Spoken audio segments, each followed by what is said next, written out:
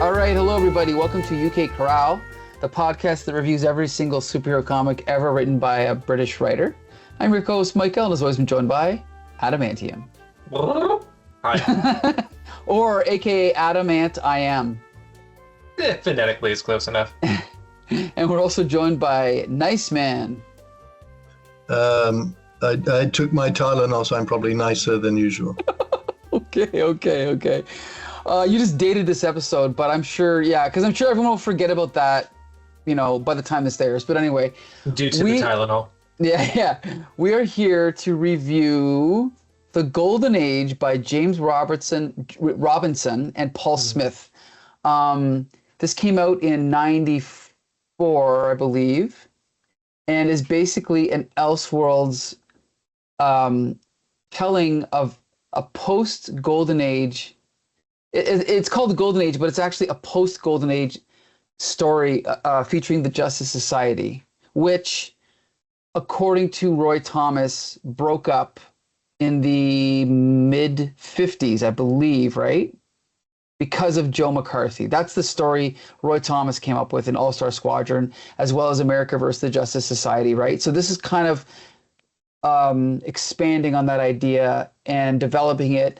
Apparently, I didn't know this, but some of the developments used here were later referenced in Starman, but for the most part, this is not canon. Is it canonical? Is that how you pronounce it? Yeah, non-canonical. And, I'm sure everyone watching this is familiar with it, but we should explain Elseworlds is an imprint used by DC Comics to tell stories that are set out of continuity. So basically, if someone has an idea, but they don't want it to be ingratiated and become part of the overall lore of the main DC universe, these comics are published to tell these side stories, these sort of what-if narratives. Although at the time the Golden Age was released, there was some contention about whether or not it was supposed to be considered within continuity. That was cleared up a little bit later, although it's still murky. But we're going to, I guess, dive into it and explain what was perhaps so controversial about it, and also what was so intriguing about it when it was released. Right.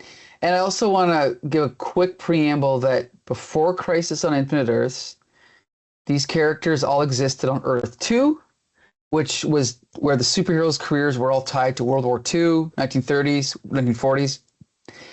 And then after Crisis, they were said to all exist on the same Earth as our current DC superheroes like Batman, Superman, Green Lantern, Flash, etc.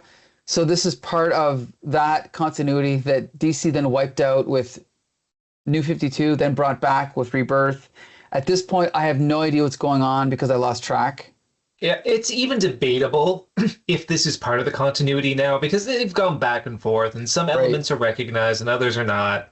I mean, I think we could have a whole episode on the merits or thoughts about continuity within these big comic imprints. In the end, this may not be a popular opinion.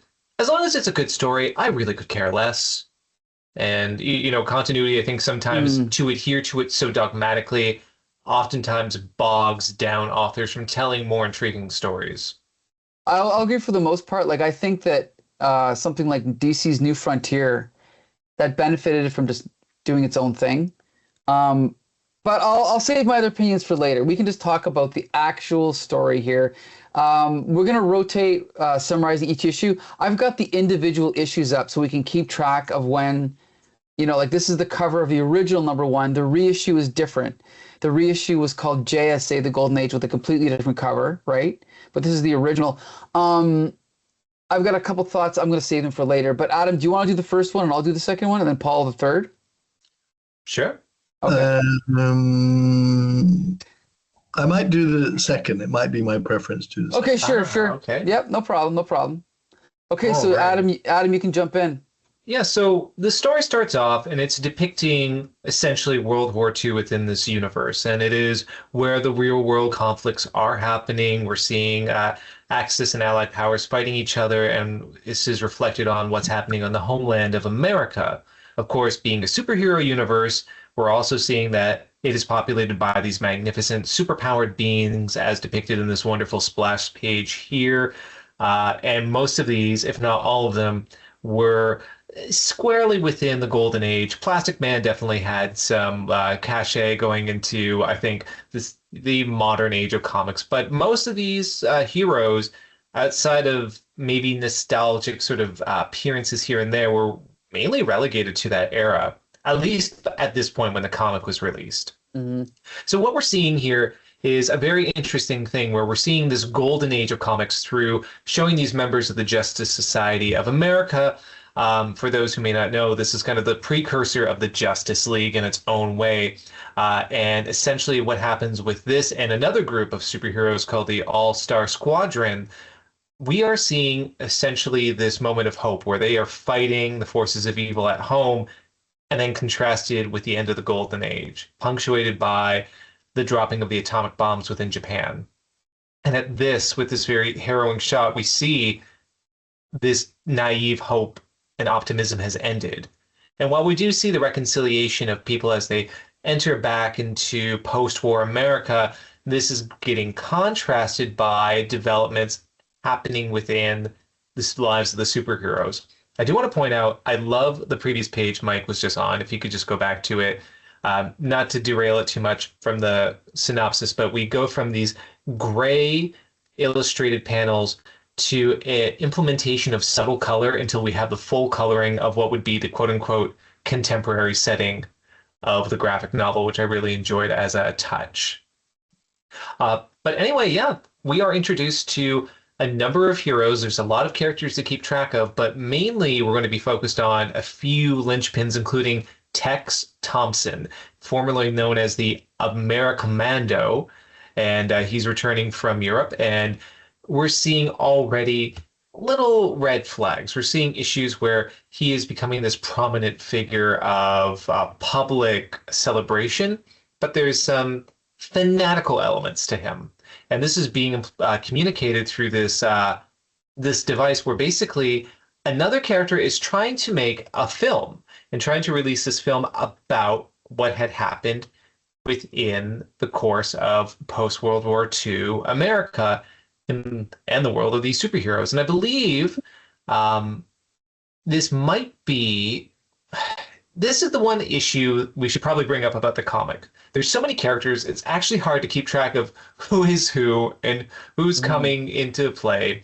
But at this point, I think we should also know there's a lot of mystery happening here. We had a character who was a former superhero trying to compose a documentary about not only Tex Thompson, but also just the plight of superheroes post-World War II. We have this figure who looks like he's trying to run away, trying to escape something. It's very unclear.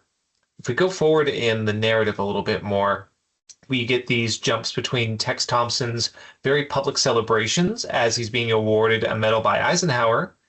And in the next page, we get it contrasted through other heroes who are going about just trying to figure out their lives, including, again, the one who's trying to compose this film. And I believe that's, is that Johnny Chambers? Well, Johnny Quick, his same person, yeah. The secret identity is Johnny Chambers, yeah. Yeah.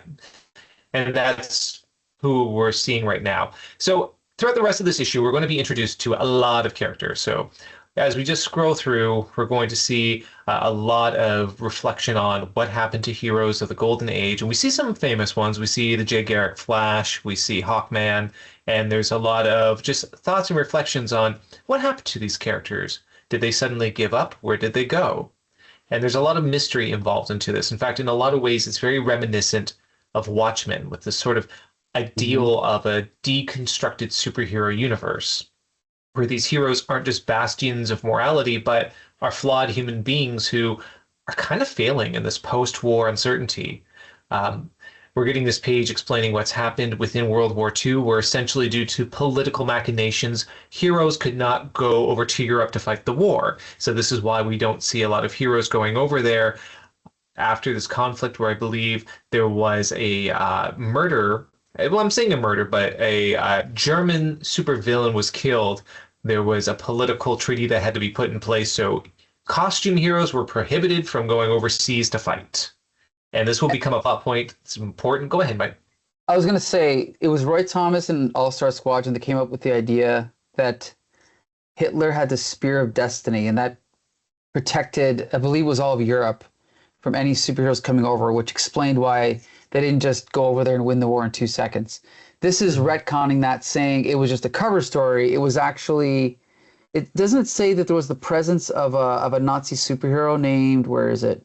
I think Parsifal. Yes, Yeah. yes. Okay, there we go. Who's I just want- negated those of the Right.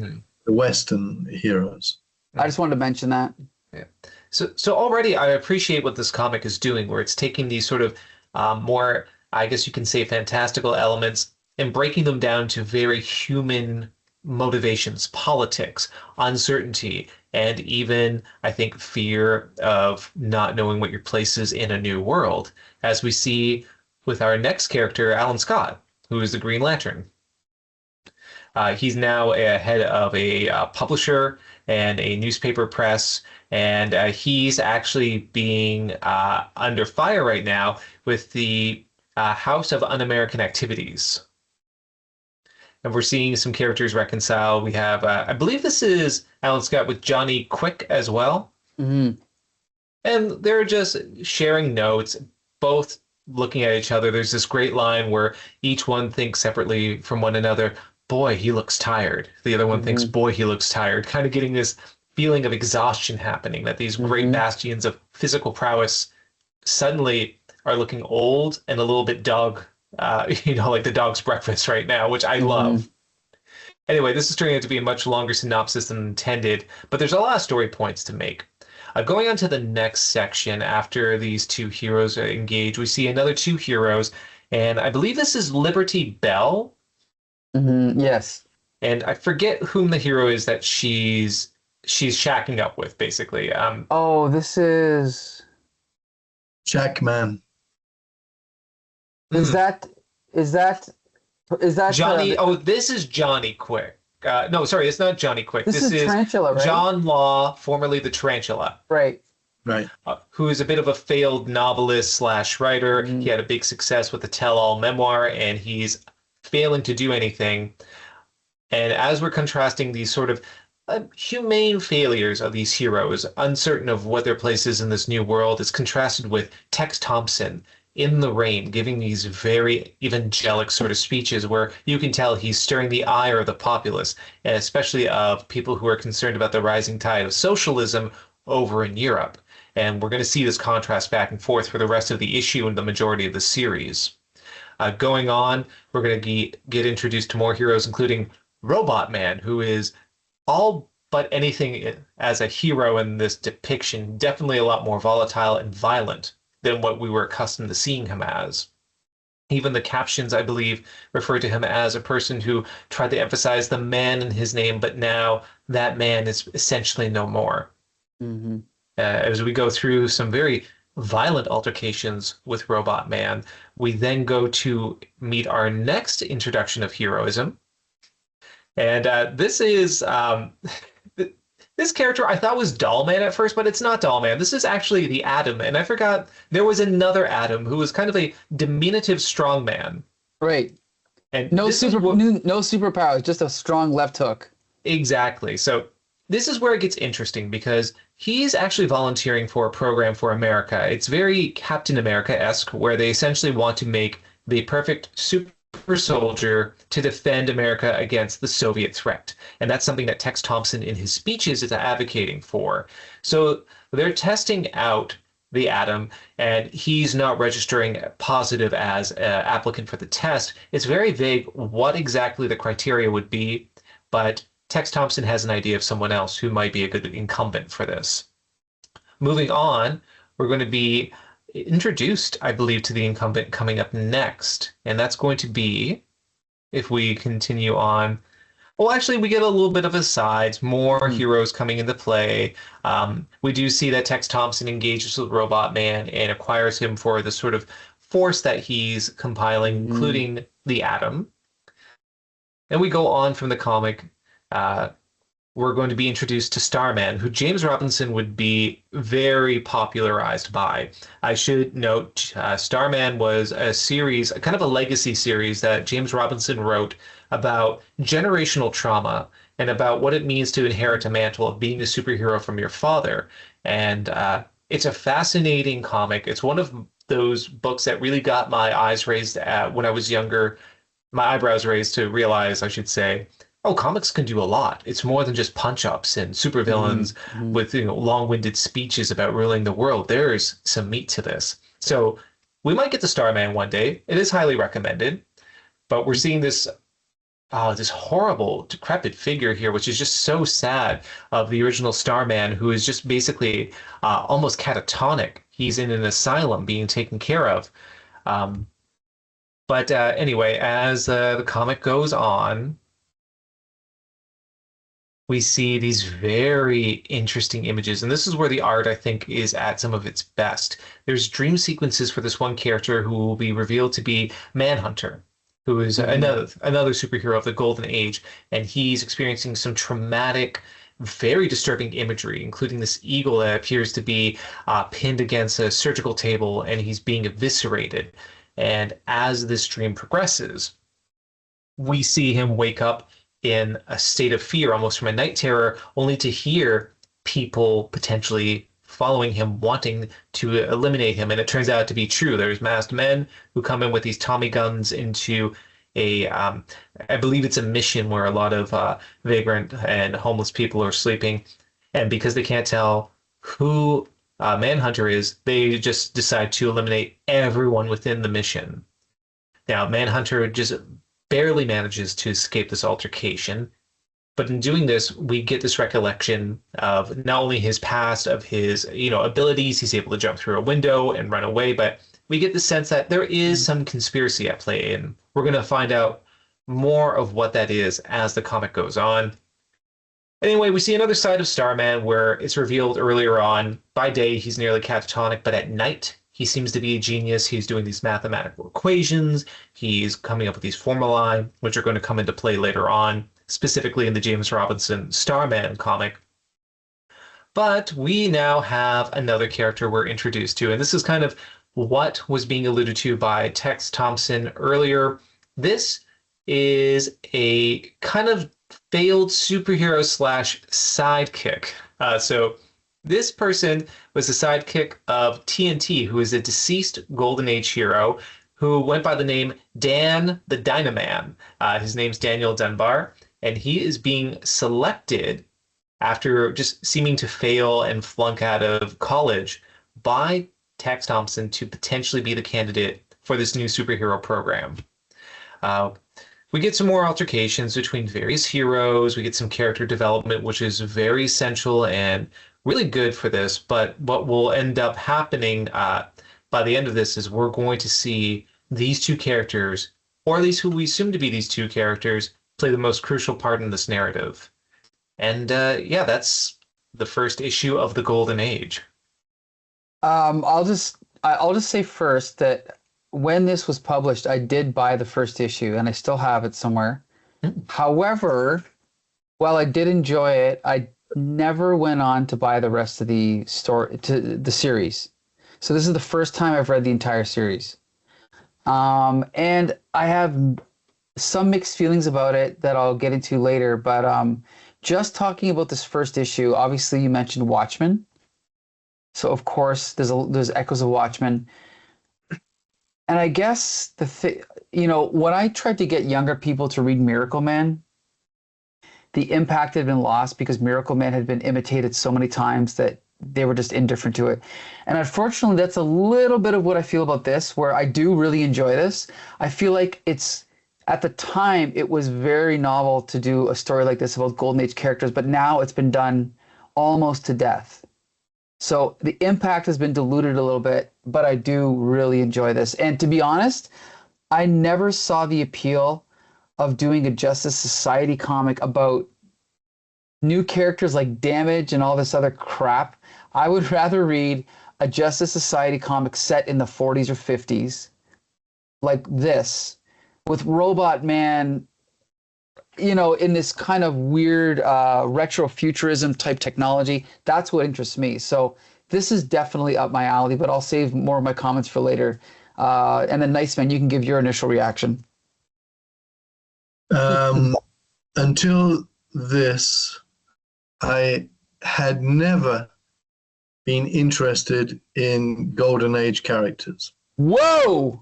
Apart from the history of Golden Age comics, I have probably had zero interest in Golden Age comics. Just the history. Characters, not a single one of them. If I ever saw Jack Kirby Golden Age art, I didn't like it at all. There was nothing about Golden Age comics, nothing that appealed to me, interested me, nothing at all. Okay. Just the history. So when you said we were going to do the Golden Age, I thought, well, that'll be interesting because I've never read it. I've never read it because I had no interest. However, this is a great comic book, absolutely great. And I think every single page of this first issue that we've just gone over is excellent. Definitely at times a little hard to follow, and when we go on, it's going to get even a little harder to follow because these are all mainly introductions as opposed to intertwining individual stories. But what a great team, James Robinson and Paul Smith. Paul Smith absolutely at the peak, every panel just excellent. So yeah, as we said, echoes of Watchmen, but in a good way, not a bad way. Echoes of Captain America for sure, because I'm not sure that it's possible to do something about the Golden Age without there being echoes of this kind of thing. And just extremely absorbing, step by step, character by character. Every character is very distinctive. It's wonderful, really wonderful. So I've never, ever been interested in Golden Age characters, stories, art, anything. And but this is absolutely great. So Adam, are you a fan of Golden Age superheroes? No, I'm absolutely not. And I'm going to echo Nice Man's sentiment. This, when I read it so many years ago, was an introduction to make me realize what the issue was. And I think even in the collected edition, there's an essay at the back that was kind of talking about the flaccidness and like the lack of depth for those comics. And, granted, at the time, those comics were genuinely written for children or for illiterates. That was the whole notion of what a comic was for. It was considered a lower grade form of entertainment, despite the artistry and a lot of the skill that was put into their composition. That was the general viewpoint. That's what publishing houses told their comic creators to write towards and whom to write for. But this changes the game. We get depth. We get explorations of characters. And for a comic where actual depictions of costume superheroes are extremely limited to only guest appearances, no fights, no big entanglements, this is really engaging.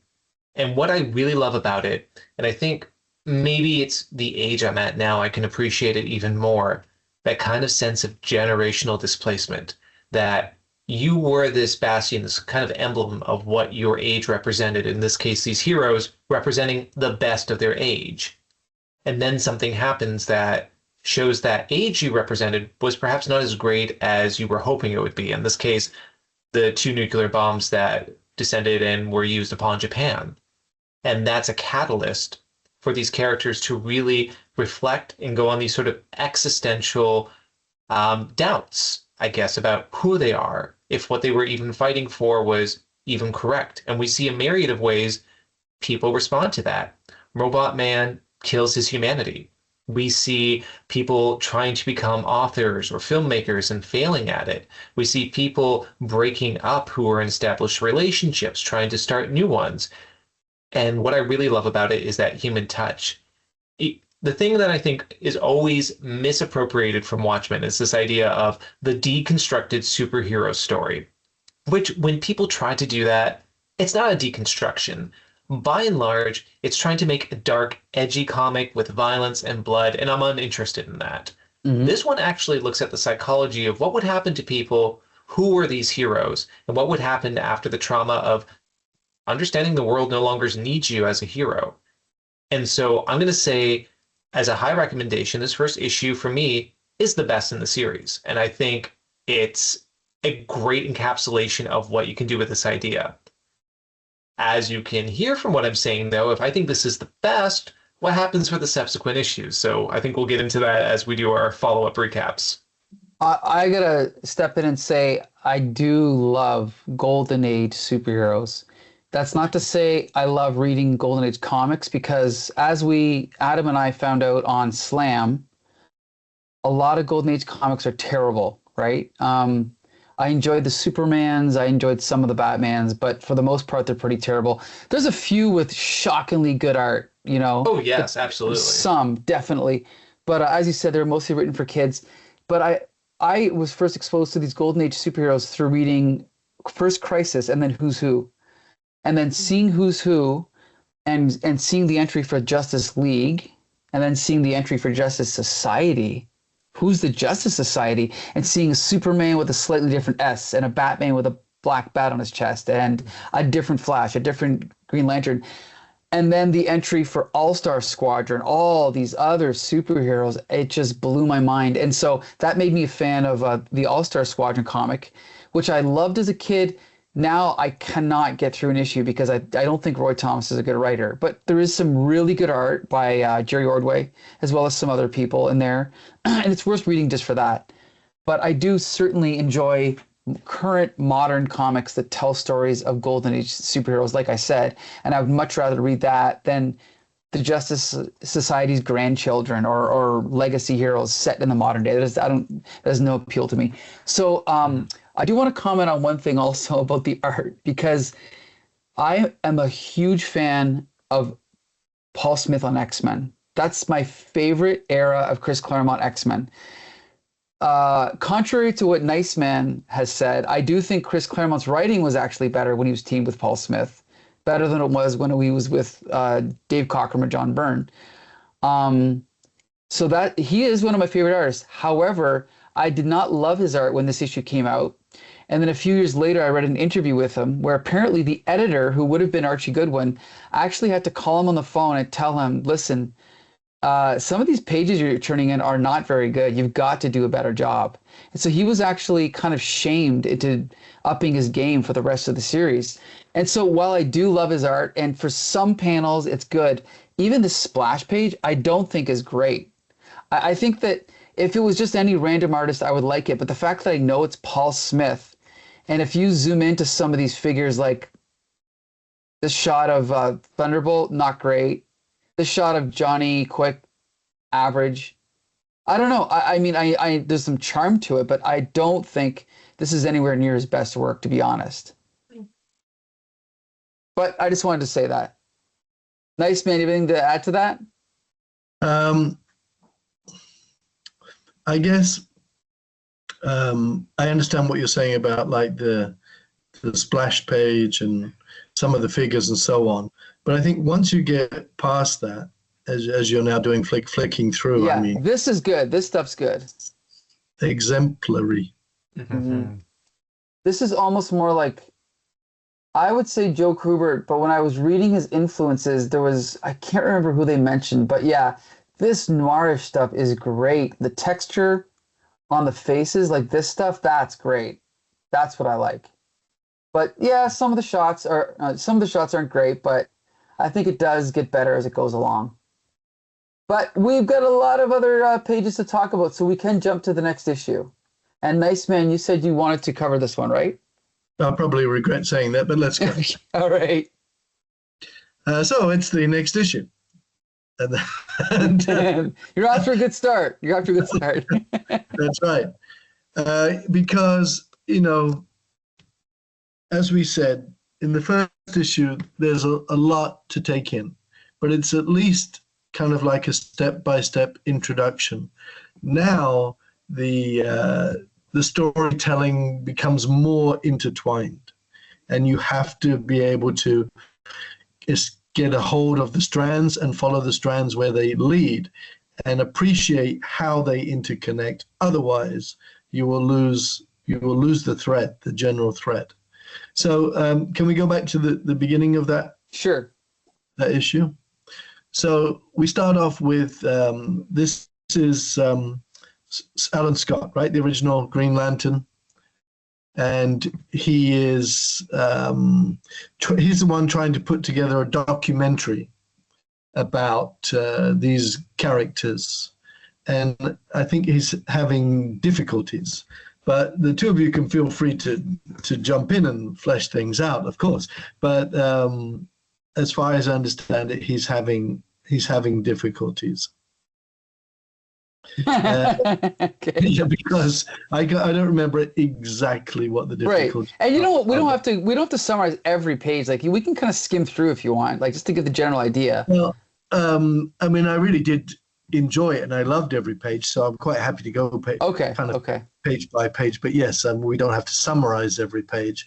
But of course, things are ramping up now with this Slimeball Tex Thompson, as his words and actions begin to reveal more and more about his underhanded ambitions and beginning to wrap himself in the flag. And he's now really promoting himself because he says, look, I promised you, because he's really into politics, and his belief is that he will be president in 52. And he promised that he would come up with something special. And here he has recruited these characters to be like a new vanguard of superheroes for the United States. And the three of them are Robot Man, the Dunbar Kid, and I again look at the art, how great the art is, because he's such a clueless kid. His suit is way too big for him, as it would be if you're a clueless kid. And the other guy, what's the other guy? It's the Atom. The Atom.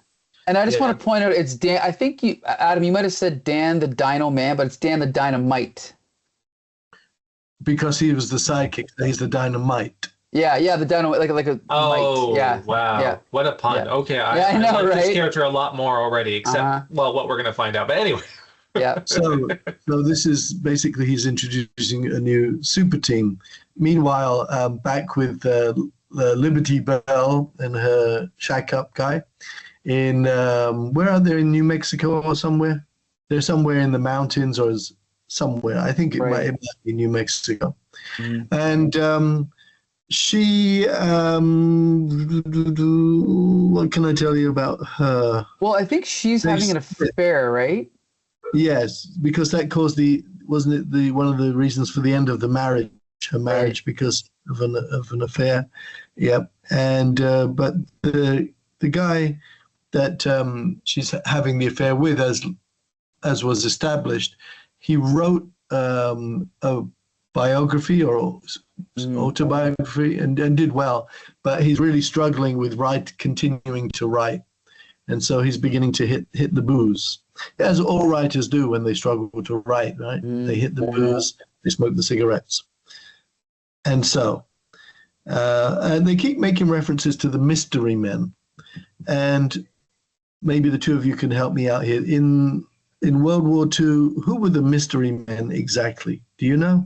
Yes. The mystery men is what they called all the superheroes. So I believe what happened is Roy Thomas fixated on that description, and when he did All-Star Squadron, instead of calling them superheroes, he fixated on mystery men just to make it sound a little bit more, I think, retro. But it's not a group. It's just their word. It's just, instead of saying superheroes, they say mystery men. Now, also, again, I'm quite happy for you to help me fill this in, even though I read it. Now we have characters who feel great guilt about their involvement with the bomb that was dropped on Japan, and one of them is Starman, isn't it? Yes, Ted Core, Starman. Yeah. And the other one here, isn't it Johnny Chambers? Yes. Yeah, and they just feel great guilt and so on. But what am I missing? I think you're I missing think too much. Yeah. Sorry, I Mark, think go it's, ahead. I think it's just guilt because they're American, I assume, right?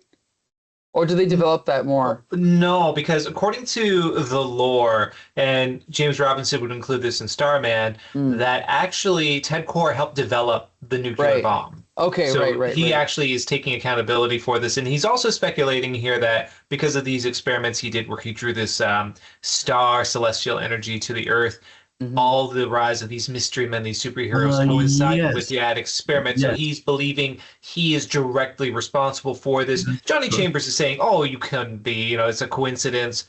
Mm. But Ted Core obviously does not believe him. And it's never resolved if this is true or not, but it is an interesting point to bring up. It's a great uh, little subplot, if that's the fair Yeah. way to describe it, because it's like you sit there, you're reading this, and you're thinking, well, could it be? Could it be that because he attracted this radiation and it hit Earth as it did, that he really is responsible for this? So you can feel his pain, but then again, you're not sure because, as the other character says, you can't blame yourself for that. That was a coincidence. It wasn't anything to do with you. And I love storytelling like this. It adds. I like there to be doubt in the reader's mind. Do you know what I mean? I don't want to be spoon-fed everything. This is so. This is so. This is so. I like to be involved in it, involved in the story, and I feel involved. Like, well, what do I believe? Do I believe that he is responsible? Do I believe that no, he's just kind of like nuts about it and ridiculous to feel that guilt? So for me, this is excellent storytelling, excellent characterization, and look at that page of art. I really Right. hope this was not one of the pages Archie Goodwin was complaining about, because I think it's great. It's I just agree. and the lighting, you know what I mean? Yeah, no, it's lighting. Yeah, I agree. The coloring, everything. Mhm. I mean, if Paul Smith were here with us right now, I'd say, that you did a great job, a really great job. Mhm. So I really need to see your pages. I really need to see your pages that Archie Goodwin complained about, because Okay. I don't see anything. Mhm. After the debate about the splash page, and I see your concerns about the splash page, Mhm. but after that, for me, this is flawless. Mhm. Absolutely flawless. It's great storytelling and everything. So anyway, we go on, and we've got the kid who's obviously being set up for his Captain America moment, and you just know it's going to go kind of badly from our reader perspective, because the person behind it has what can we say, Machiavellian ambitions, something like that. So then we have there was this guy, the Sports Master. What a great name, and I mean that a bit sarcastically. It's like what's your name for this character? The Sports Master. Like, Sports Master, that's not like somebody we used to have at school, you know, I know. PE or something. And but he's committing a jewelry robbery downstairs from where I think Alan Scott, is it Alan Scott? Who's upstairs? Yes, Alan Scott, yeah. Because Alan Scott and Gallant, they seem similar to me in appearance. And so it's a chance for Alan Scott to spring back into action as Alan Scott, not as Green Lantern, and show his superhero, what would we say, bona fides.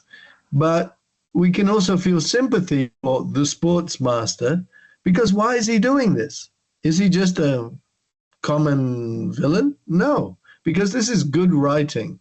And his wife left him with their kid, and he's heartbroken. And he knows if he can obtain or get jewelry from this job, I don't know just whether he needs the money or he wants to present a particular ring to his estranged wife. He's hoping this will lead to him winning her back and getting his child back. And who can't sympathize with that? I mean, if you were in his shoes, Wouldn't you maybe do something like that? I probably would. I mean, I would do anything for my daughter. I know that. So, but then he kind of spoils the sympathy because he whips out a gun and shoots Alan Scott. And then I'm like, oh, okay. My sympathy for you has kind of dipped. You've just shot someone with the aim of, like, I guess, murdering him. So I'm sorry. I understand your motive, but now you've gone too far. And he'd already shot the poor police guard as well. So no, his desperation has led him to becoming a murderer. But he's not quite a murderer, because even though he shot both, they're both still alive. But attempted murder. Yes, so that was good. I think if he'd actually killed like the police guard, I think any sympathy that James Robinson generated for him among us would have immediately gone totally out the window, totally. So we move on, and here we are getting ready for the test. And what's this, like, nuclear test? And what's the aim of this? Well, it seems that the Dunbar kid is in some kind of chamber. The chamber is in a nuclear test area. They're letting off a nuclear bomb, apparently. Correct me if I'm wrong. This looks like a nuclear bomb to me in the mushroom cloud. And the after effect is that the kid is now being transformed into the anti-Steve Rogers, really, the anti-Captain America. Okay, and now obviously he's going to be manipulated by our guy. What's his name? Tex. What's his name? Tex Thompson. Tex Thompson. Yes, he's going to be. Then we jump to it's who is this? Johnny Thunder. Johnny Thunder. Johnny Thunder. Yeah, with a thunderbolt. Right, who thinks that it's time for him to get back into the action, because after all, they're looking for heroes, right? And but he's not too appealing to the recruiter. Why isn't he so appealing to him? Because, as he says, Johnny, you were never a hero. You were always just a weird guy we put up with because you had a pet thunderbolt. Which is great, isn't it? How to be nicely rejected. So, a little trivia. Johnny Thunder was responsible for the second ever crisis in DC Comics. Oh, that's right. Was it Crisis on Earth 3?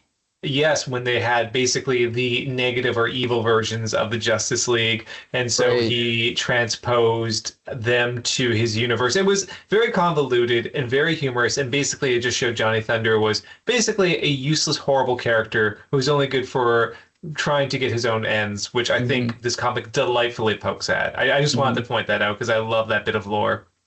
Was that Second Crisis by Grant Morrison or somebody else? No, this is pre-Crisis on Infinite Earths. This is the 60s. When they would have Crisis on Earth 2, Crisis on Earth 3, Crisis on Earth X, whatever. I see. Oh, so see, now you've filled in some gaps for me. So are you saying that's why they chose the title Crisis on Infinite Earths? Because I know. It took me years to figure that out, but yes, that's why. Pretty cool, eh? Yeah, great. I feel enlightened. Crisis averted. What's that? Crisis averted. There you go. Okay. So anyway, hopefully I'm not messing this up too much. Who have we moved on to? Oh, like a propaganda film about what's going to come from this super character that Tex Thompson has promised. And here he is. Now he has become Dynaman instead of Dynamite. Right. We see him in all his Steve Rogers glory, his Captain America type glory. And I have to say this, and I'm not trying to be crude. I think this is a nice touch by Paul Smith. Paul Smith is here daring the Catholic League of Decency to spring back into action. because of his depiction, a depiction that got the Batman TV show in a little bit of trouble because Robin in his underwear. And here we have Dynaman in his underwear. He could do with some support, the Catholic League of Decency would say. But moving on. So now we see let's put it bluntly, we see the fascism ramping up. Because here we have Dynaman and Robotman, and there's talk now of taking it to the home soils of Russia and China. And we see, I see. This is not about defending the homeland. This is about, just obliterating the perceived enemy or the enemy, or just obliteration, because might makes right. And I think nothing says fascism like might makes right. And then, as all the propaganda. And one thing that interests me, maybe the two of you can tell me about this, because it's commented on later on as well about his great oratorical skills. Before he became Dynaman, and he was just a clueless kid, Dynamite. He really had limited vocabulary, limited speech patterns, but now he does have great oratorical skills, unlike me. So did this come from his transformation? How did this come exactly? Is it ever explained? I have no idea. Do you know? Oh, it's definitely explained. Is it? So I missed it. It's only the big twist at the end of the book, but we'll get to that in a moment. Okay, right. Yeah. Okay, yes, that's why. We'll talk about that later. I think I need a new name. Nice Man has to be replaced with Dense Man. Who has to ask, how did this happen? Yeah, well, all right. Thick bloke. That's what we'll do it, okay? How embarrassing. So things are moving along with Tex, and Tex has now got the good-looking woman by his side, the former Miss America, because after all, if you're going to succeed in politics, you need your glamorous, or not so glamorous, but you need your partner and supporter by your side. So did I miss anything? Nope, that's pretty much it. And then we get some new heroes coming into the comic right after this. Yeah, Captain Triumph. Can we go back to that page? Because yep. Yeah, his name was Captain Triumph. This is a fascinating character for me, because this man, his last name is Gallant, isn't it? That's right, isn't it? I mean, Lance Gallant, right? Yes. Yeah, who's rich apparently, and he has a ghost who bugs the crap out of him 24 hours a day. How does he ever get a moment's peace? And so the two of them, they're one, but they're two, and the ghost wants to merge with him to become one again, but he doesn't want that. And so the ghost just, as I said, just bugs the crap out of him. And this reminds me, I don't want to go off again on my usual little digressions. It reminds me of a particular TV show I used to watch as a kid, where there was a deceased detective, and he was always hanging around his former partner who's still alive. What was it called? It was called. Hurry up and come to my head. What was it called? We can look it up later. It's okay. Yeah. Randall and Hopkirk deceased. Okay. Randall is alive and Hopkirk, in parentheses, deceased. Randall wow. Deceased. Wow, yes. Never heard of that. Adam, have you? I've heard of Ghost Dad, but that's about it. Yeah, okay. Wow. Yeah. Another British TV show that we did not have here in North America, that's for sure. Yeah, it was fun. So this character fascinates me because if I were in his shoes, I mean, I would just lose my mind with this because bugging the crap out of me. Okay. And then moving on, we have on the next page, Our Man. And he's one of the reasons I was never interested in Golden Age stuff. Mm-hmm. Because whenever I'd see these characters, I'd think, who the hell is this goofy, crappy guy with a ridiculous little sand timer attached around hourglass? Hourglass. An hourglass, for God's sake. Embarrassment. Okay. Yeah. We're breaking down now. He becomes immediately interesting in James Robinson's hands. Mm-hmm. Because we realize he's got this the miracle pill which he's worked on for so long, and we feel his pain. It's taking him such a lot of effort, and but it's supposed to work for 24 hours, a bit like Tylenol, but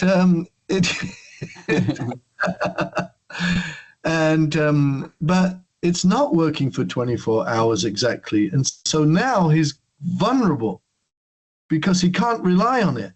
And here we are. He looks terrified. What excellent art again from Paul Smith. He looks terrified. Mm-hmm. And this hood pulls out a gun and is going to shoot him. And if it hits him, he's dead. Yeah. I love the look of terror on his face. And we have a great kind of what's this, a double page spread, I think? Yeah, it's just shown as single, but yeah, it's double. Right, and it's almost like hallucinogenic, of images, which makes you then also think, well, this miracle drug that he's produced, he's high. It's an hallucinogenic. But of course, that just adds to it all. And he's very lucky. The bullet just misses him. I mean, that's a tremendous page of art as well. Mm-hmm. Really good. Yeah. So we go on further. We're back to Tex again, and now he's taking his cause, his fascist cause further by showing people he's recruiting former villains who didn't commit murder or atrocities. They were just like villains. And here we have Miss Paula Brooke, who, what was her villainous name? Tigress. Is it Tigris or Tigress? I thought it was Tigress, but... Okay, maybe it's Tigress. Okay. Regardless, though, yeah. She dressed up as a tiger and had a little bow and arrow, yeah. And the multimillionaire, Mr. Lance Gallant, is introduced to her, and he's got goo-goo eyes for her. And she's already thinking about how she might just use him, for a bit, and he's thinking he's going to marry her.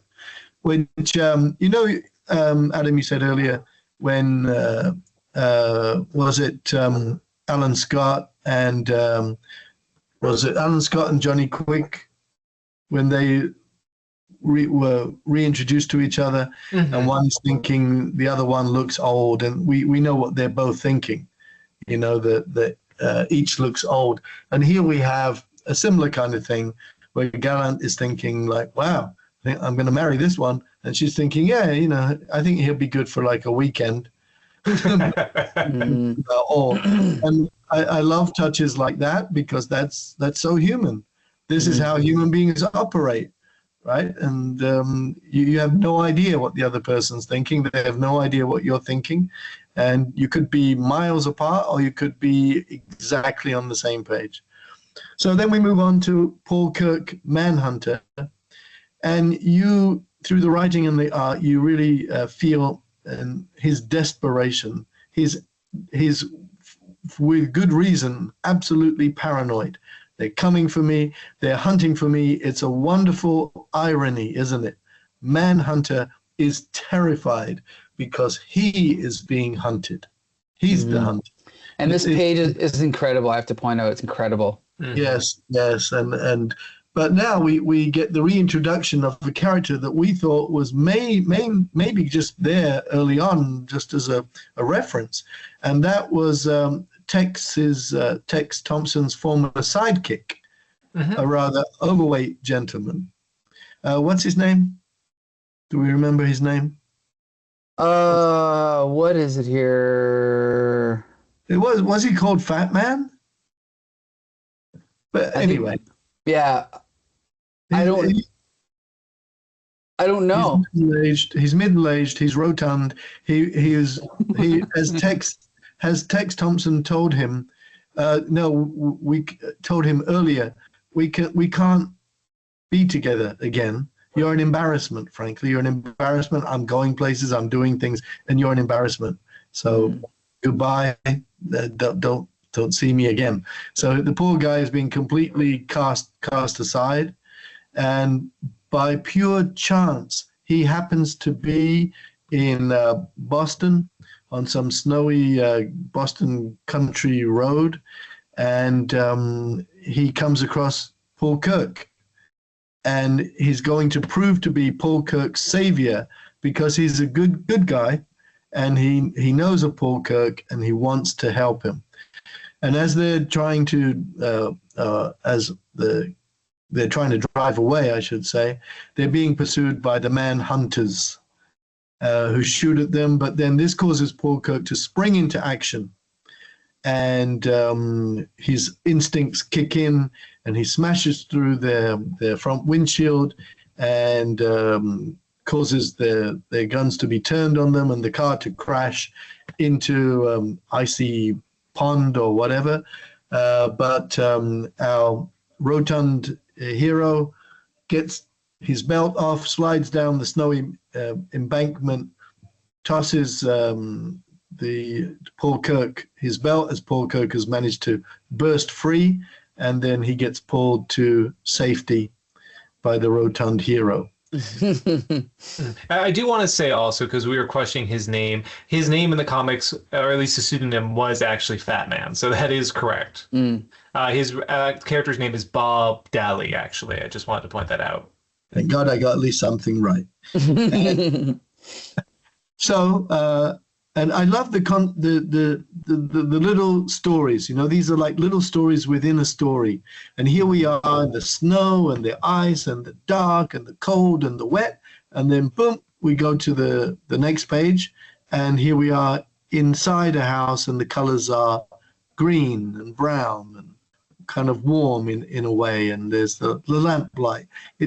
They do this, Robinson and Paul Smith do this throughout these issues. They just really abrupt changes in scenery, and it's wonderful. So here we are, and we find that the kid who's now become like a super duper man, and he speaks in a different way. He's very clear in his speech. He's very fascist inclined, automatically fascist inclined, as at least directed by Tex Thompson. And it seems to me that even though this is 1949, he seems to be sniffing cocaine. Is he sniffing cocaine? Or yes, that was actually quite prominent in that time. So, you know, a lot of people make the associations of that being a drug of choice in the 1980s. No, it was very circulating at that point. And you know, retrospectively, this is a good little clue to a twist in the comic. But, you know, at this point, we're just seeing, as you said, this division where he becomes more fascist-like, and his language, and even that final panel where he says, "We will rule the world. Not you, Tex Thompson. We." Yeah. So, you know, that power, as usual, if it can't be controlled, you'll be in trouble. And, you know, as you were saying, it's wrong to think that cocaine suddenly became extremely popular in the 80s. Bela Lugosi, of course, was a drug addict. I don't know if Bela Lugosi got addicted to cocaine, but he was a drug addict. I think it was heroin. Heroin and morphine were usually what he was taking, but I know he took some cocaine as well. Okay. What an interesting diversion for this podcast at this point, but yes. Right. Well, you know, it's funny, Adam, because you said that you thought the first issue was your favorite, but I kind of like this issue better. I mean, I think it's getting better as it goes along. I'm really loving. Like, I'm actually liking it more now that we're talking about it. I mean, I did enjoy reading it as well, but I'm appreciating it more that I soak in the art. Mm-hmm. And Sorry, go ahead. because Adam, you said the first one was your favorite. Mike is now saying that he probably thinks the second is better than the first. And my opinion is different from both of you, I'm happy to say. Okay. I don't think one is better than the other, even though they are very, very connected as part of the same series. I think they're just different. Sure. I do want to give my one explanation of why I prefer the first issue to the second, and this will be very brief, and it's probably my first real criticism of the series, where at this point, I think we're getting too many characters. But I do get Robinson wants to introduce and reflect on so many members of these Golden Age superhero teams, but we have Our Man now, whose storyline, I will say, doesn't really add too much by the end of the book. We also have, even though I do find fascination with Captain Triumph, from a storytelling standpoint, even though he plays a role to get from point A to B, again, I think he wasn't really essential. And I feel like there's some gaps being filled here, throwing in names, very like Morrison-like, to let people know, oh, remember this, remember that, but kind of lacking that nuance and cleverness that I prize Morrison so much for in their writing. That's not to say this is bad. Even though I feel it's getting a bit cluttered, to your point, Nice Man, even that section with Our Man, who I've always argued is the most bog standard superhero possible, it actually makes him intriguing. And there's an element of, oh, what if he has an addictive issue with these pills he's taking? What happens to his perception? Apparently he sees in this sort of psychotropic psychedelica when he takes these pills. That's fascinating. So that's the only reason, Mike, I have a little bit of reservation. Too many characters at this point, maybe muddying the projection of the story, but otherwise, the strengths I've talked about previously are still here. I don't have too much more to add to my assessment of the second issue, but yeah, still very strong. I got to point out a couple things before we jump forward. Something, I don't know if you know, Nice Man. Some of these characters were not originally published by DC.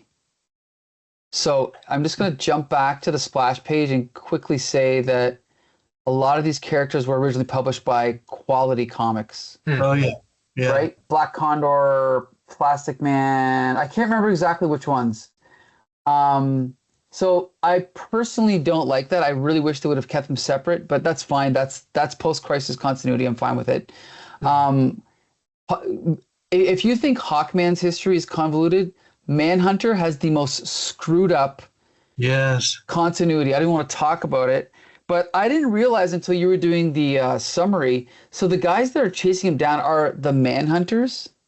Are those supposed to be the same Manhunters from Green Lantern? No, that was just that wasn't just me muddying the waters because Manhunter is now the hunted.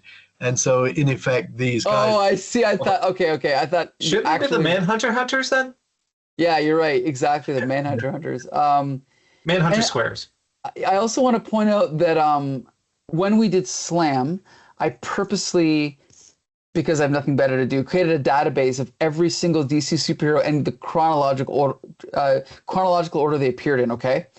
And one of the things I discovered was that I didn't realize that in Action Comics #1, not only was it the first appearance of Superman, it was also the first appearance of Zatara, as well as Tex Thompson. So he's actually as old a character as Superman, which I think is a cool choice for James Robinson to use him as the role that he is in this story, right? Because he's sort of like, by that standard, because there is no Superman in the story, right? So they kind of have to substitute someone else for Superman. So I almost imagine that him as America Commando or America is almost like his version of a Superman or a Captain America, the most prominent of all those patriotic superheroes. That's one way to look at it. Anyway. Oh, intriguing. I like that. Yep. So, Mike, I know we're going to jump into the third issue. Now, normally I think we kind of go around robin on this, but If you would want to give a summary of the fourth, I don't mind going through the third one right now. Sure, no problem. Okay, so brace yourself, kids. I'm going to try to go a little bit quick just because I feel the story threads are connecting and we want to just make sure we get to this at a reasonable time. So we're seeing already in America the machinations of Tex Thompson and of Dynaman and all this propaganda they're spreading. There's billboards and pictures everywhere promising him as this new savior for America. And we're getting this contrasted with further diversions into the lives of these other retired superheroes. We go back and forth. We see John Law with Liberty Bell. We see what's going to be happening with Captain Triumph going on this date with Tigress. We're now introduced to, I believe Carter Hall is introduced at one point now, the Hawkman.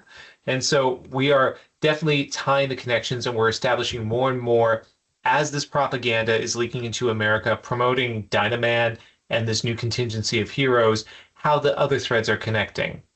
Including this page you have now, beautifully illustrated, featuring Ted Core, who's repaired his Star Rod, essentially his device for harnessing these cosmic rays.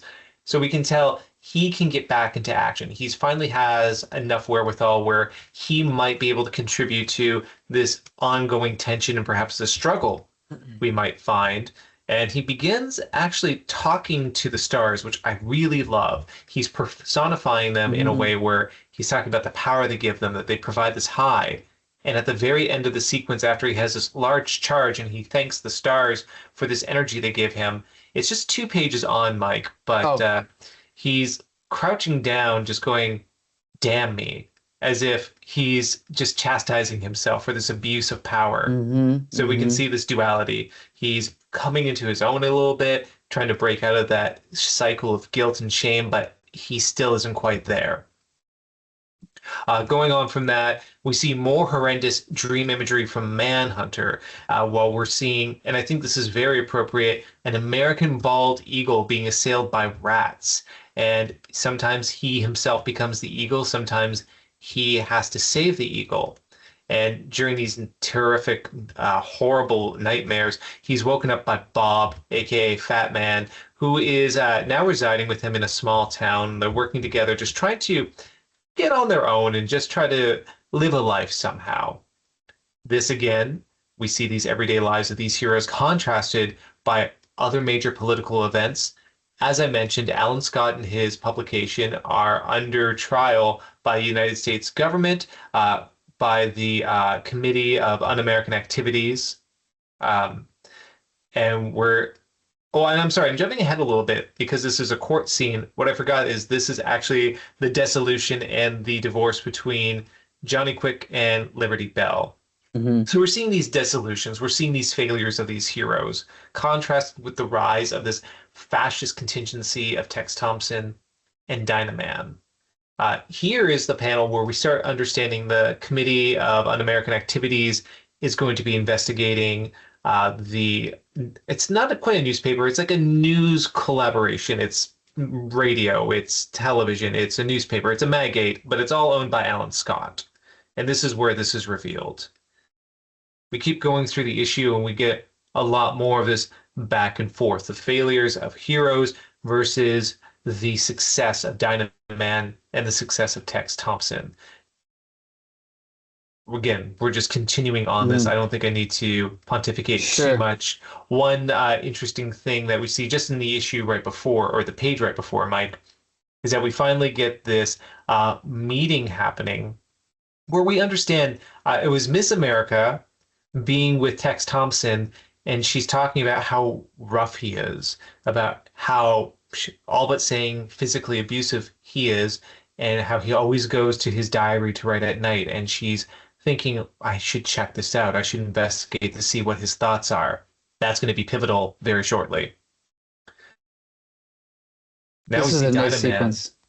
an incredible sequence, and drawing a pentagram on the ground with a syringe and some cocaine next to him. This altar that looks like remains or human bones that are assembled. We're getting the scene where we're really understanding not only is Dynaman not a great person, but is just surrounding himself with this occult imagery.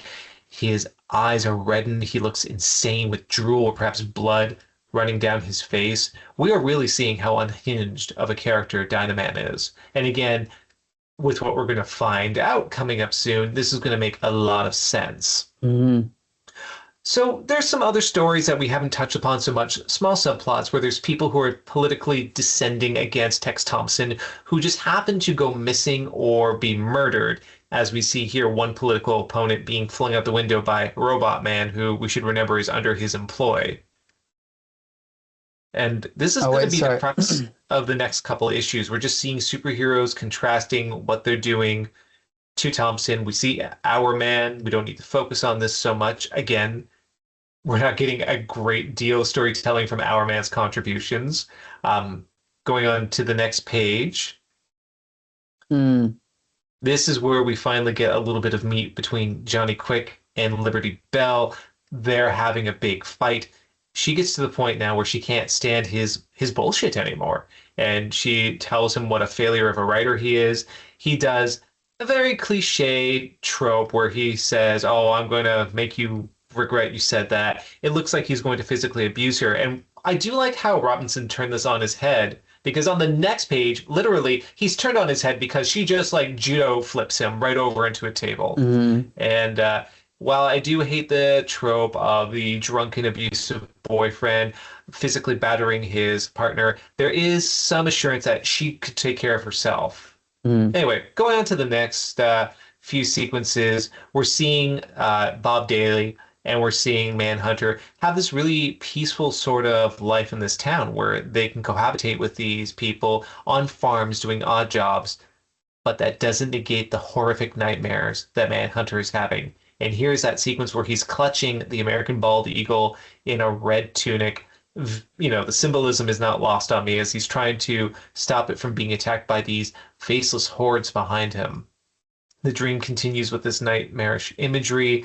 The eagle cannot be saved. It is obliterated despite his best efforts. Again, the symbolism very strong with this.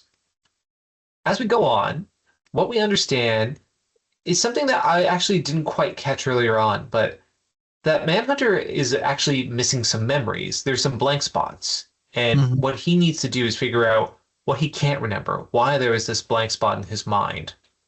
As we continue with the issue, we're going to go on to the next page where, again, we're seeing him decide, well, I'm going to have to talk to somebody to help me, Carter Hall. And so he goes to Carter Hall, a.k.a. Hawkman, to take him through a round of hypnosis where he starts reliving his past. We get this idea of his origin and his relation with Tex Thompson, who together were superheroes in the golden age of America, who, again, could not be conscripted to fight overseas, as we heard about earlier on in the first issue, but didn't mean under their civilian guises they couldn't go over. So as a sort of dark operative sort of assignment, they stripped themselves of their superhero personas and went overseas to fight Germany. This is where the twist is coming up. So as Manhunter is going through this facility and he recounts all these battles with these Nazi and Axis supervillains, he finds a facility because he's trying to find his former partner, Tex Thompson, who has gone missing. He ends up discovering something. As he looks through this window, he discovers the body of an actress who appears to have had a surgical procedure performed on her right next to Tex Thompson. Now, this is interesting because it was in continuity in DC Comics, I believe, but this is kind of an outlier. I don't know if the presence of the actress was that necessary, but what's revealed in this is quite bold. Oh, did I go? Oh, go ahead, Mike. Okay, I was going to say, did I jump ahead too far, or should I stay on this page? You know what, we can go ahead because essentially we're getting like a little bit of delayed gratification of what's happening. Some heroes end up reconciling. Miss America, who was a bed partner of Tex Thompson, is then going over to the house of Liberty Bell and it's Tigress and John Law, and she reveals what she found in Tex Thompson's diary. So this is coinciding. We're getting two revelations from both the memories of Manhunter and through these other characters. And as she reads the diary, what she finds out is that there is this supervillain called the Ultra Humanite, who is probably one of the oldest, if not indeed the oldest supervillain in DC continuity. He was actually considered to be Superman's original arch nemesis prior to the invention of Lex Luthor. Right. But what we discover was that he basically came up with this procedure to transplant brains. He survived the death of a body by transplanting his brain into the body of this actress who we saw, who then had that brain transplanted into the body of Tex Thompson. So Tex Thompson is dead. This Golden Age character was killed on a surgical table to implement this brain of the Ultra Humanite. So all these characters, they're shocked by this revelation. We see kind of the fallout of it. Manhunter himself, he was caught by an awakening Tex Thompson / Ultra Humanite as he tried to run away. He hit his head, and so that explains, an almost Flintstone style explanations why he's missing memories of this event. But regardless, with this horrific idea and this revelation, all the pieces are coming into play. As we go to the next page, we're going to see something pretty interesting. We have, again, more heroes phoning each other, trying to let one another know what's happening. All are basically being rallied to join with one another, aside from Alan Scott, who has a summons from the House of Un-American Activities. He's just going to be going to the courthouse to stand for his date. Even though he does have the Green Lantern ring in his possession, he considers using it, but ultimately doesn't. And on the next page, we end the issue with this beautiful shot of him refusing to answer the phone, the world literally on his shoulders as he decides what he's going to do. And that's how issue 3 ends. Pretty damn good. I just want to say this plot was stolen from me. Because before I read this week, I had a great idea of how to bring back the Ultra Humanite as, the original supervillain, blah, blah. I can't do it now. But anyway, this is a great revelation. And first of all, because I love the idea of forgotten characters, like, for example, the original Starboy, who everyone forgets about, or Ultra Humanite, Superman's original arch nemesis before Lex Luthor, which everyone forgets about. And it's almost like a Doctor Who type thing where you can bring back the Master and not know who the Master is because the Master is always changing bodies, right? And this is the same idea. And I believe Alan Moore used this idea for Dax Darius in Supreme, where Dax Darius transplanted his mind to a new body. So I think this might have come up before Supreme. So maybe this is where he got the idea, but it's a great idea. And the other thing I want to say about Tex Thompson is the cool thing about him is even though he is just as old as Superman, nobody was doing anything at this point. So why not have James Robinson give him this great, fate, interesting fate to what happened to this, one of DC's original superheroes. So I think it's great. I love this issue. What do you think, Adam? This is where the series lost me a little bit. Okay. So you might as well call me Adam Contrarian, because what I'm going to say, I don't like that it's a brain swap plot. I thought it was more interesting that Tex Thompson just happens to be this kind of ego-driven character who is just trying to run a fascist country for no other reason than personal, political, and gain of power. And to me, that's intriguing because that's showing, well, all these people who don superhero costumes and domino masks may not all have the best intents. I mean, that's what supervillains are.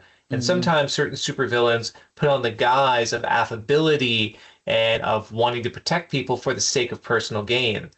I know some fans may have existed of this character, though I can't imagine there was many around at the time this comic was released. Rather than character assassination, it's character revelation to what an interesting character trait into Tex Thompson to say, no, he's actually ego-driven and was kind of a closet fascist, and all this time he just wanted to gain power. That's the true American dream. That's what he wanted to do. And just saying he had his brain transplanted with an evil scientist Nazi, I feel denudes it of that impact a little bit. It is a horrific twist, I'll give it that, but I just feel it took the wind out of the sails a little bit at this part of the story. And I here would love to really hear liked Nice it. Man's take on that, though, to see why I'm wrong, but go ahead. No, I tend to agree with you. Mm. Anything else to add to that, Nice Man? This is a novel. Can you imagine this just in written form, no images? This is a novel. Like, Well, it's funny because Adam had said there was too many characters. I think the feeling I get is this needed to be more than 4 issues. yes, Maybe that would have helped, right? yeah. It feels like he had as much story as Watchmen, almost, but I love it, but I'm exhausted. Like, you know. I'm going to throw one more thing in here just before we get to the big twist that's going to happen. And the twist, which will become very obvious when Mike reveals it, could have been done if Tex Thompson was just a dissenter from the US. If he just decided that he wanted to collaborate with the Nazis because it would have given him power, the reveal still would have made sense and they would not have to rely upon the brain transplant trope for his character, at least. okay, well, we'll see when we get to that. Okay. So now, as bad as Nice Man thinks he's summarized, I'm going to do an even worse job, okay? So now we're on number 4 here, and everything has come to a head. So basically, what's her name? This is this Tigress or Tigris? Paula Brooks? Yeah, see, like I'm already off to a bad start here. Well, I mean, she's in there, and it is Tigress, but it's also this whole group of other heroes. Right. Almost everyone else aside from Alan Scott. Right, and they're all out of costume, and they're all trying to figure out what to do. And so she is like, well, basically, she suggests, why don't we get someone to infiltrate this group and be a spy? And then is that Fat Man points out, but Dunbar, who is Dynaman, Dunbar will be up there too, whichever hero it is. He opens his mouth and he's dead. And she's like, well, I didn't say the plan was perfect. So it's almost like a little, resistant. It's like the idea of like this little tiny pocket resistance are the only ones that know what's going on, which I love. And they're trying to figure out how to deal with this problem. And again, like I said, I'm going to do such a bad job that feel free to fill in any gaps I might be missing and help out. Okay. Where you see on those pages how word heavy it's become. Yeah. Because and that's the thing is, as much as, and to be fair, this is a great comic, but there's a reason Watchmen is one of the greatest comics is because you can summarize the story just by glancing at the art because it is so, and it's not the art, it's that Alan Moore is also, he's not an artist, but he's one of the best visual storytellers. He breaks down his panels into a very detailed implicit instructions for his artists, right? Mm-hmm. So absolutely. And I'm not saying this is a bad comic at all, but there's a reason Watchmen is one of the greatest comics, and I think that's it, is that you can just glance on it and it's all instant recall. Whereas like Nice Man is saying, this is overwhelming just to glance at, where I have to practically reread the page to remember what happened, on top of the fact that my memory is terrible, right? So anyway, so then we touch base with is this Johnny Quick? Yeah, but we're jumping right. I think that's John. Oh, first we're jumping back to Alan Scott, then to Johnny Quick, and then back to Starman. And so we see all the characters. We see Tigress. We see Manhunter, Our Man. I think this is at the bottom here. I can't remember which. Is that Johnny Quick? I don't remember. Doesn't matter.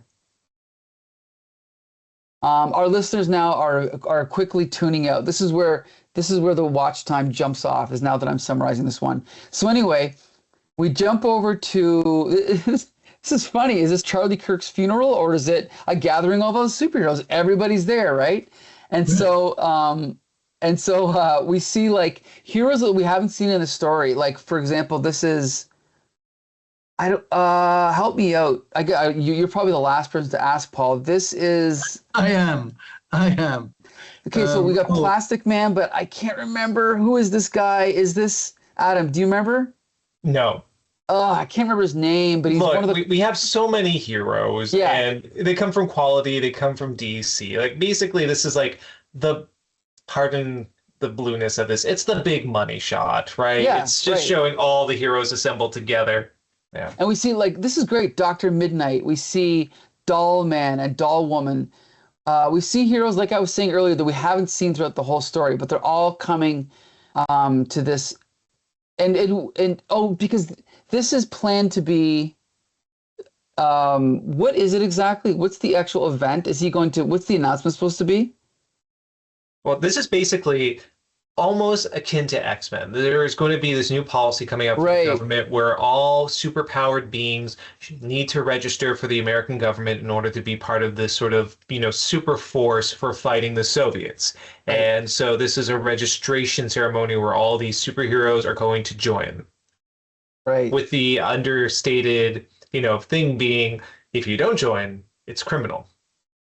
And so this is where, just like in the greatest TV show ever made, V, they decide to take advantage of this opportunity to reveal what's going on. And Miss America gets up on the stand and says, a sacrifice I am prepared to make by revealing that my colleagues have in their possession the diary of this man, in which he admits that the real Tex Thompson is dead and that he is actually the criminal genius, the ultra-humanite. Just at that moment, Robot Man tries to step in to stop her. Then at that moment, our man jumps in to fight back. He punches Robot Man, and we get a horrific scene where off-panel, Robot Man murders Miss America. It's pretty sad. And then we just see chaos erupting. We see blood off-panel. And then Tex Thompson tries to take control back? Or who is this again? Is this Tex Thompson? Yes. This is Tex Thompson. Well, Tex Thompson.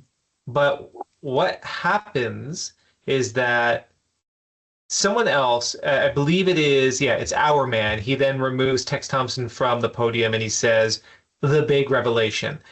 This is the Ultra-Humanite. He took Thompson's body and put his brain in it, as he did with Dunbar, Dynaman, and the brain of Adolf Hitler. Yeah.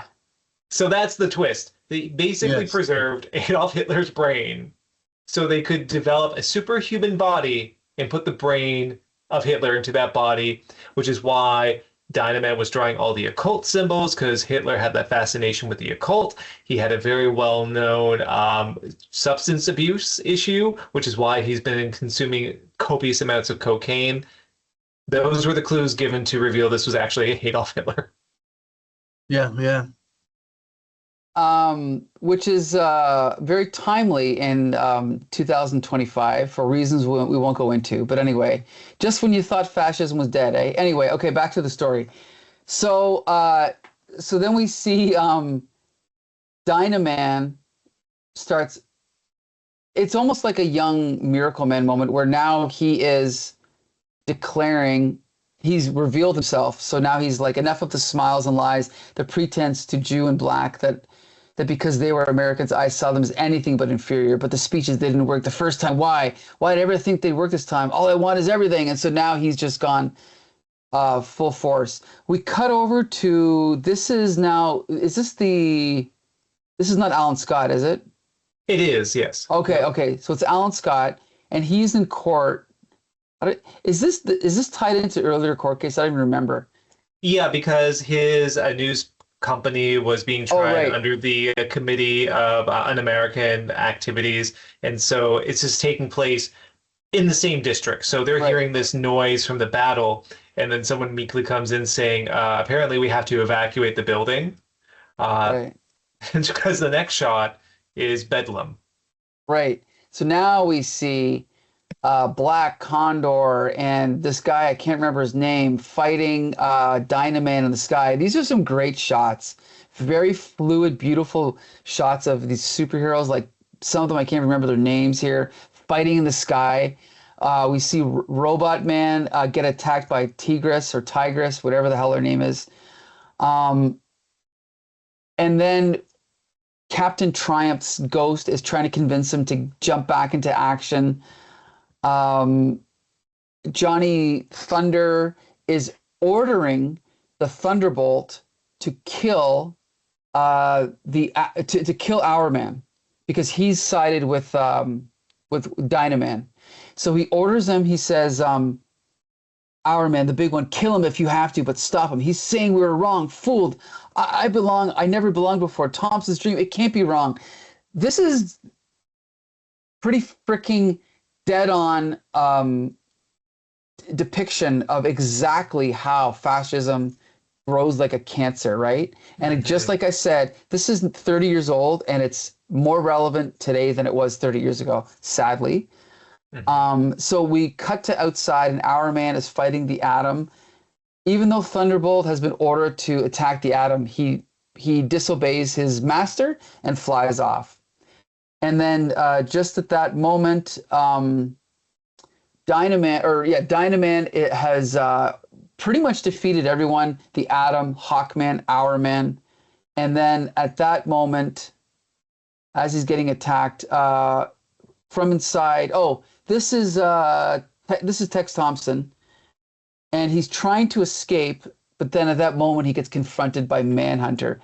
Great, beautiful shot by what's his name, Paul Smith, with the hat coming off, the eyes. It's great. Manhunter. He this is like a shot out of like, you know, an Errol Flynn movie. It's so great that the silhouette of them falling down the stairs. It's like that what's it called? Robin Hood film with Errol Flynn. I love it. But anyway, we cut back outside and the fight is still going on. All the superheroes are fighting each other, and then we cut to so I don't remember this. Oh, this is what's his name? Is he talking about the film he's making, or is he just narrating? I don't remember. It's a little combination of both. Okay.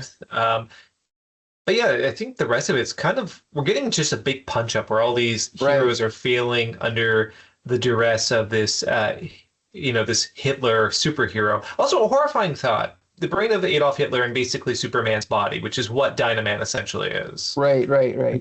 Anyway, Mike, I'll let you take it up because you're most straightforward origined superhero of all time, Hawkman, is engaging with him. Yeah, so yeah, and he's not being as effective as we thought he would. And then just at that moment, who decides to join the fray? And this has been building up for the whole series, but Green Lantern, who without Superman there is probably the most powerful superhero of this time period, I think. So then he decides to come back in. We cut back over to more fights between different characters. And then just then now Green Lantern's back, right? And we figure, oh, look at this Deus Ex Machina. Green Lantern's going to come and save the day. But what ends up happening? Dynaman attacks him. Green Lantern punches him back. And then Dynaman punches him.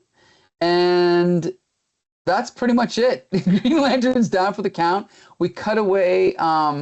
We cut back to Manhunter fighting Tex Thompson. And they both fall from a great height. It looks like, Tex Thompson's dead. We cut back to the fight with Green Lantern and Dynaman. And then this is, again, reminds me of when Ozymandias defeated Rorschach very quickly after 12 issues of buildup. He basically looks down and says, well, that was fun, but game's over. And so that's it. Green Lantern is essentially defeated right there. Some of the other heroes come to join the fray.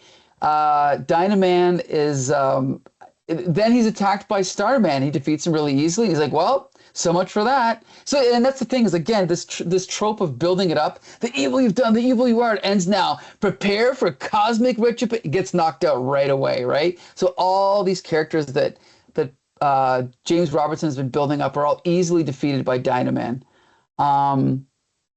Then what happens here? Oh, did I skip over the climax? Yes, I think you did. Oops, let me back up. Just pretend you didn't see that. So, Mike, Okay. I'll name him just because you may not remember. Sure. This is Adam Blake, aka Captain Comet, who had Yes. the final punch. He was committing against Adolf Hitler, but he falls. He gets kicked hard in the groin, and it looks like he's about to be smashed by a bus. And then what happens? And then what happens is a good question. Oh, then he gets impaled through the back by Liberty Bell.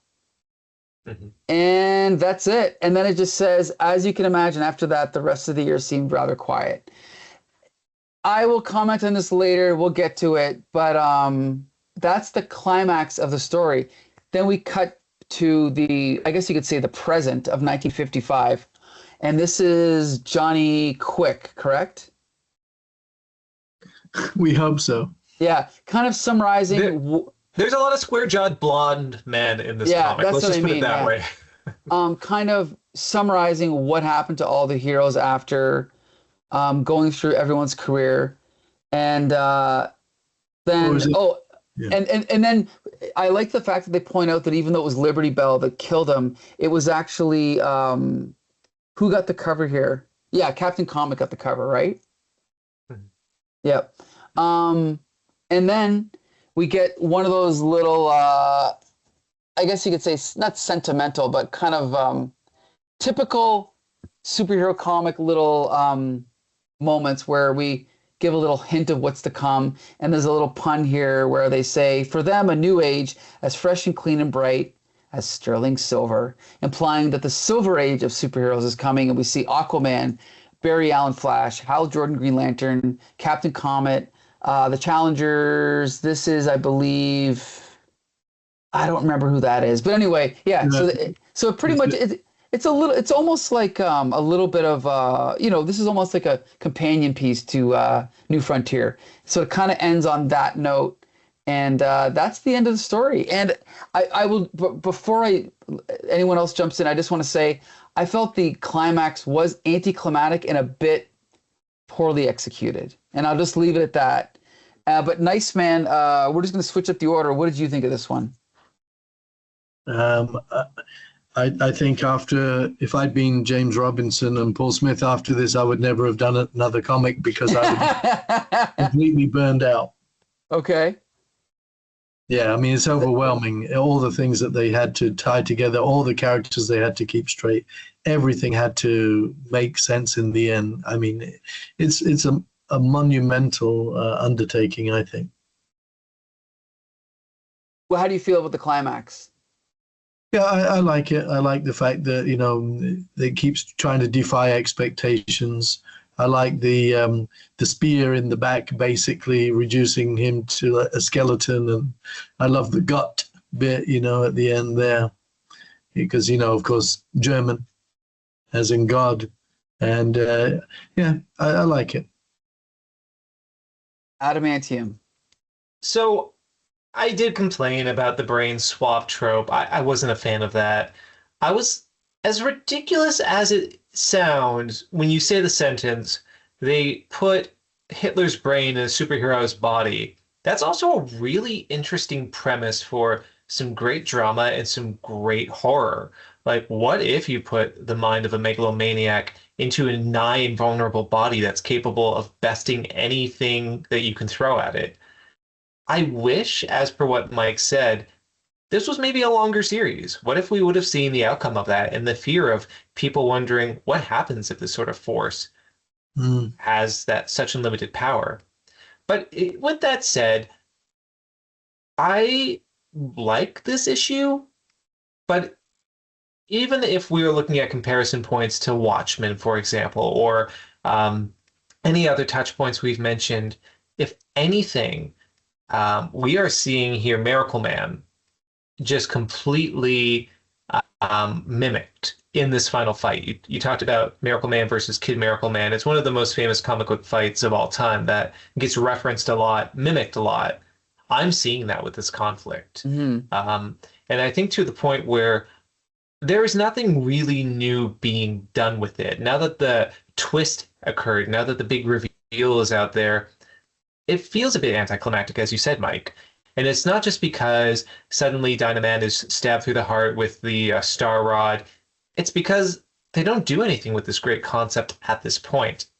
Now, I'm going to say this, as per something Nice Man said. It's incredible that James Robinson could tie all these threads together. That is no meager task, considering all the story points, considering all the subplots happening.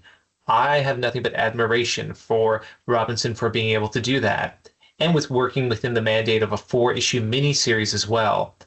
I do wish there was a little bit more to it. I think that concept could have gone a lot farther. And with that said, though, if we're talking about how this maybe reflects real world politics now, especially with the rise of the fascist right, I mean, you can't help but draw comparisons right now. At this point, I think what would happen if a certain fascist-leaning dictator put his brain inside the body of a Superman, and how horrific that outcome would be.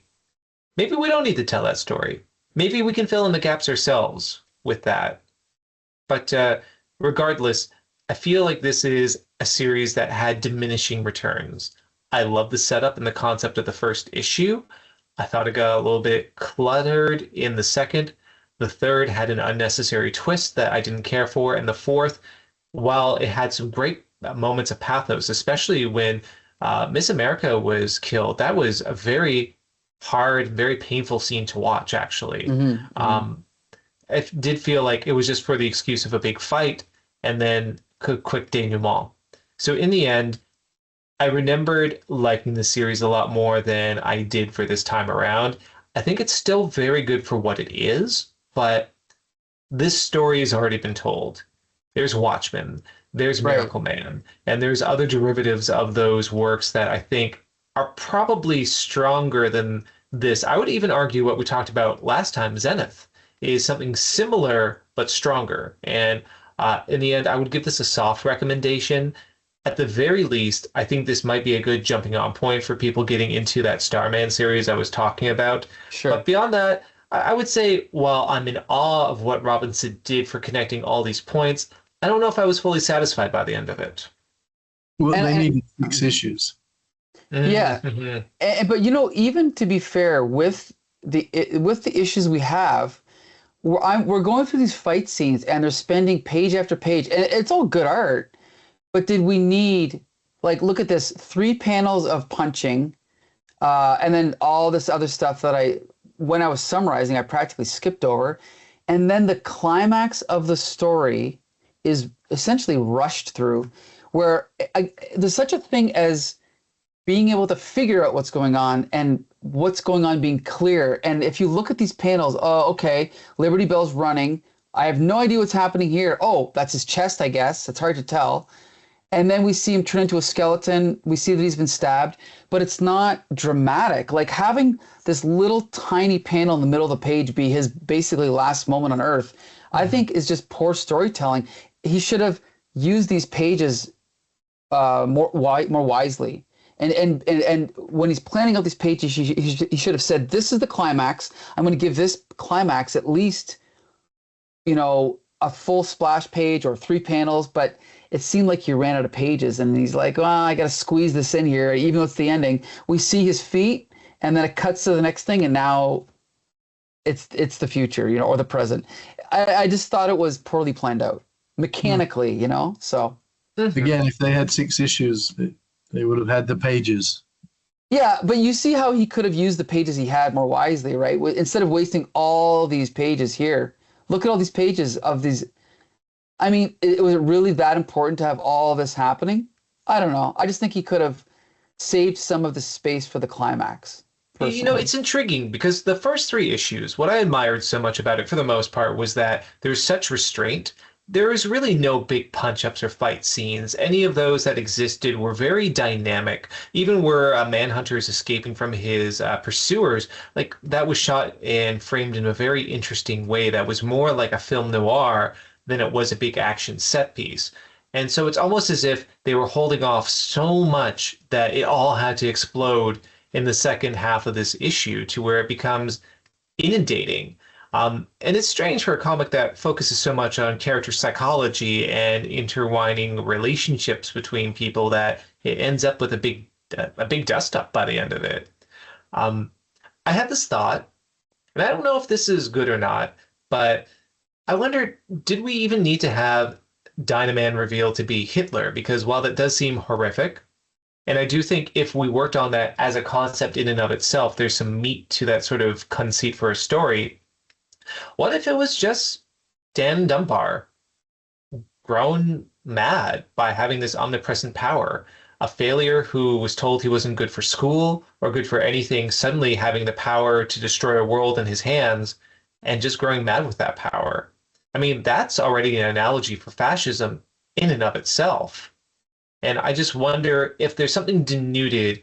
And I know we're reading a comic, but there's something a little bit too cartoonish in a way about this easy explanation about why characters are bad. The characters are bad because they're the transparently evil characters. They're the Nazis. They're the supervillains. Yeah, but isn't there anything more? Even like Sportsmaster, as a villain, was given more depth, showing a motivation for his crime. So I just wonder, was there room for a little bit more depth in this? I think the mystery is well planned, and I do think the payoff was interesting, and it worked on a technical level. But I don't know. When I look at, again, you can compare any comic book to Watchmen and say it falls short. But when you look at the way Ozymandias was comprised and composed in that, and what his ultimate objective is, as not being some, plot twiddling, maniacal villain, but being someone who had great intentions for the world in mind, what a more compelling character that is than just simply saying, oh, it's evil Adolf Hitler. Well, I think yeah, and I agree with you, and I think even further, the problem I have is that we didn't need the twist. Like, instead of it making it twice as interesting, it makes it half as interesting to me. Yeah. It's like they could have done one or they could have done the other, but I think they should have just stuck with the Ultra Humanite. That's interesting enough. We didn't need the Adolf thing at all. I agree. Nice, man. What do you think? Yeah, I don't disagree, really. Again, I don't know. I just think that they put a ton of work, a ton of effort into this, and I think considering they only had the 4 issues, they did a very good job in 4 issues, and it's just unfortunate. In hindsight, it's easy to see, I think, that, with a bit more space, a bit more time, I don't know, maybe it could have been a bit different. Well, here's the thing. There are some people that don't think we should compare artists.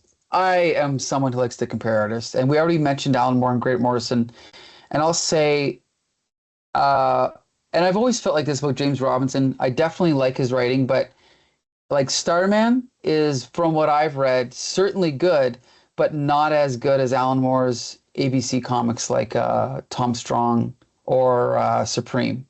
And another one that's in the same vein as what we're talking about would be Astro City. And this is a little bit closer to Astro City, but I like this better, but Astro City is a very ambitious, and loving kind of tribute to Golden and Silver Age superheroes. So, yeah, I will say, if you read Starman as a long form comic, it is one of those things that it starts off with a good idea, maybe isn't quite of that caliber you're mentioning, but I think it gets to a more satisfying, more challenging book as it progresses. And per the point that I think we've been stressing, that's because that was a maxi series that was given a lot of time for Robinson to write and develop characters, and suddenly realize, oh, these characters are more compelling than who I was going to write about, and make permutations based upon that. You don't have that sort of freedom here. It's like playing like a standard rock song versus jazz. You don't have time to kind of riff on things and expand. You have a very tight parameter to work within. Now you think, as I even said, while it can be cartoonish, this idea of Hitler's brain in a superhero's body, it's also very horrific when you stop and think about it. And that itself would be an amazing conceit for a 4-issue series. But I think for a certain reader who maybe has not already experienced Miracle Man or Watchmen or any of those derivatives, this is a good story to read. And I will say this as well, for anyone who's maybe conscientious about the very superficial fascism rising in certain nations right now, this will have a lot of corollaries which will probably hit home pretty hard. Anything else to say, Nice Man? No, I think this is our record. All right.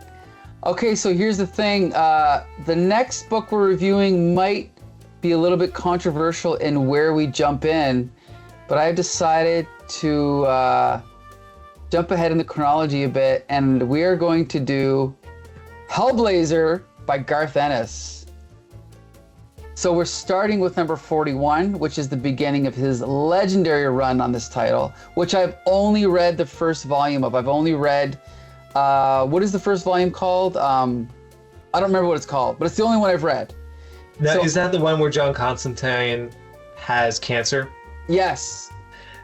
Is that where we're starting? Are we reading that storyline? Yes. I have to say, one of the things that got me back into reading comics after years of being a lapsed fan was Hellblazer, so I'm very excited for this. It's been years since I've read a Hellblazer comic, so I'm very intrigued by this. There you go. You excited, Nice Man? I've never read it. Perfect. Because I had never read it before maybe 2018, and my God, I loved it. This made me like Garth Ennis. I'm just going to leave it at that.